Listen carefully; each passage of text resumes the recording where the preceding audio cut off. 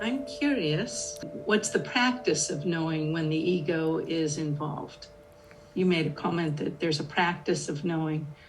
And if you could go over that, I'd so appreciate it. Yeah, so it's really important. When we talk about the human being as a vav, for those of you who have heard us talk about the letter that looks like a straight line connecting heaven and earth. Well, I've talked about that as a tuning fork. When we are creating a reality, where's our consciousness and what's our vibration? Those two things together, by default, by our not being aware of it or by being consciously aware, create our own perspective of life, life itself, the world around us. So that vav piece, what are we vibrating at? What is our energy signature? What is our emotional state? They're all kind of synonymous. So at any moment, often when there's a pause in conversation, I say, great, where are you, Ayaka? Where are you? What's happening for you? And we can feel into, I feel a little constricted. I realize my mind's on something. I feel the worry of the thing I'm thinking about. Or I know when I'm fully present. Whatever it is, there's a pause and there's awareness of where you're at. And it's the vibrational awareness, because when we're pinched off, when we're constricted, that comes from an egoic identity that is trying to hold tight to something. And that's typically where our suffering is. We have an agenda. We want it to be a certain way. And that comes with a whole range of uncomfortable energy signatures, vibrational states, emotions. And what we want to be able to do is to know how we're feeling or how we're vibrating, which are really the same thing. So if I'm feeling what I would call a negative emotion, there is some egoic bit that's grabbing me.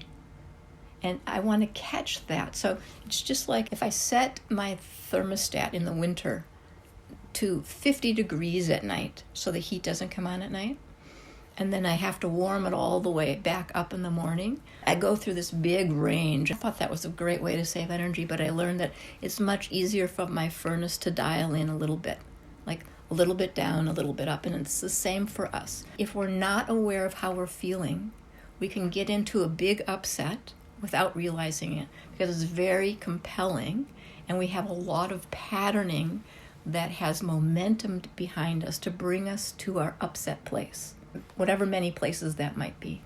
And what we want to cultivate is catching that slide into a constriction, into an upset, when it just starts, or as close to it as we can. So that's the practice, is one, pausing, where am I? How do I feel? What is it for me right now? Just throughout the day, in all of the ups and downs of what that might be. And then we can start to catch it when something happens in our outer world. If our intention is to hold an equanimity, to not be so buffeted about by what's happening in the outer world, then we want to catch it as it's starting to slide down that emotional hill. And the sooner we catch it, the less momentum it has, and the easier it is to shift back into an open place of freedom of choice, rather than a pinched off, upset, constricted place. And when we know those feelings and we pause, we can go, I'm feeling pretty constricted. First, know whether your ego is engaged and ready for that reactivity that ego does. And as you practice knowing it, you'll get better at knowing it when it's whispering rather than screaming. Does that make sense? Uh-huh. It does. It's practice. Yeah. Uh-huh. Yeah.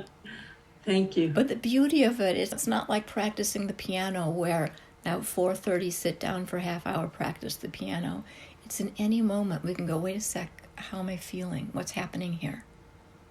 What are the bits that are making me tighten up? And what do I know about my way back?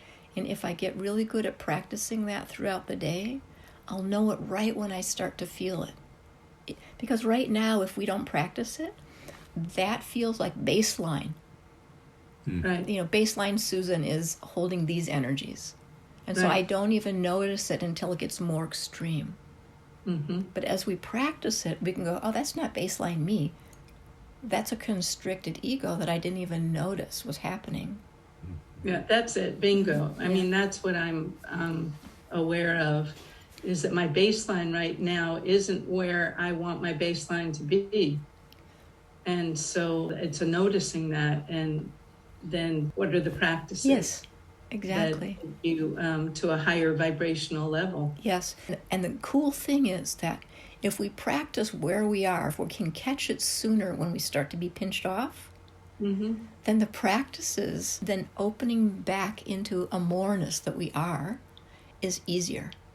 When we don't notice and we fall into a tighter grip of constriction or pinched offedness, it takes a lot more cultivation and care to move back into a vibrational alignment with that which we choose. So as I understand you to be saying, it sounds like the really key question is the where am I? To practice that throughout the day and night, the where am I? What's going on?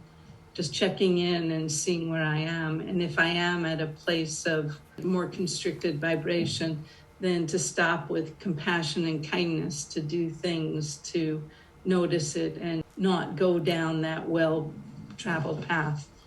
Exactly, because by default, because it's a well-traveled patterned path, it will have its own momentum. Right. So if all you did is just say, I'm going to notice many times during the day, where am I? Yeah. Where am I? I just want to be able to tune in and know the nuances, how this moment is different than this moment, to know my scale. And so then when I know my scale of emotional vibrations, then when I start to notice, I can go, oh, I'm on this note in the scale. Oh, I'm here.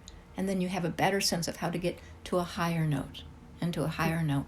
We're not trying to jump from octave to octave. We're just trying to know where we are and then start note by note moving our way up. How do we do this with one another? It's the same with curiosity, with like, where am I? With curiosity, with love, with compassion. And what do I want to do now that I know where I'm at? Not what I have to do, should do, ought to do. Just what do I want to do? Yeah. What do I want for myself now that I know where I'm at? Thank you. Thank you.